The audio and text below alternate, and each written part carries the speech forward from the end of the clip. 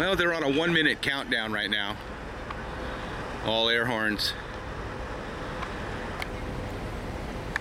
There's Greg Hayes. He's in position to go ahead and blow his horn along with the trains.